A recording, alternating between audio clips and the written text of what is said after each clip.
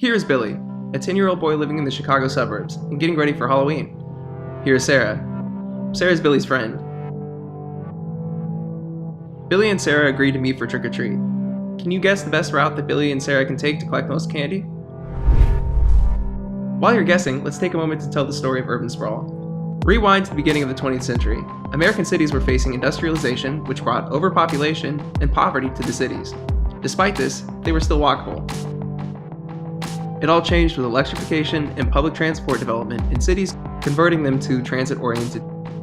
Streetcar lines were laid across many American cities. This fostered population growth in the nearby areas with subsequent emergence of streetcar suburbs throughout America. This growth was abruptly stopped by the Great Depression. The American economy dropped and many Americans lost their ability to pay mortgages. In an attempt to revive the economy, creating new workplaces, President Franklin Delano Roosevelt devised the New Deal, which allowed the Federal Housing Administration to take the situation under control, including all aspects of mortgage policy. This action was taken to protect the market as they determined what to build and where to build it. The policy induced urban sprawl as many could afford individual houses, which in turn made cities designed around cars. The next wave of expansion happened after World War II, when millions of Americans experienced a shortage of housing.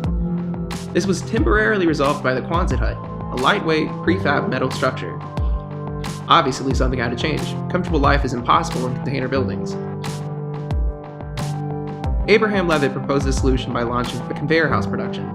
Families could afford to buy houses with a garden for only $9,000. We had to build houses for people to live in. We had to build a water system and a sewer system. We had to set up a police department, put in roads, erect streetlights so that people could feel secure.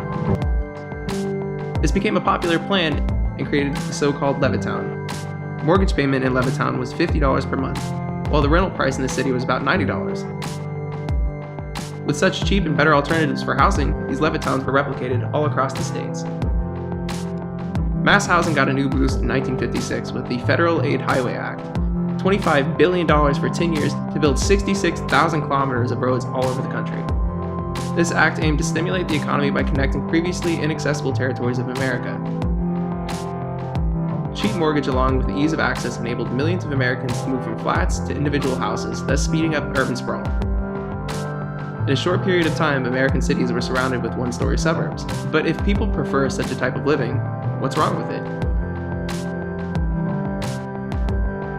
Well, first of all is commute. Lots of commute. On average, an American who lives in suburbia spends 42 hours in traffic each year. This contributes to suburbs emitting 50% of all housing emissions according to a UC Berkeley study. Monotony is another major issue. People living in suburbia spend less time involved with other citizens in the community. In addition to authorities spending to maintain the crumbling infrastructure of many suburbs, living in the suburbs is an expensive lifestyle. Bills for heating, cooling, water, and electricity consumption are soaring.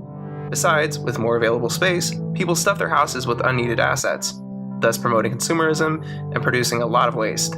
These are just a few of the reasons which cause the unsustainable economic patterns of sprawling American suburbs.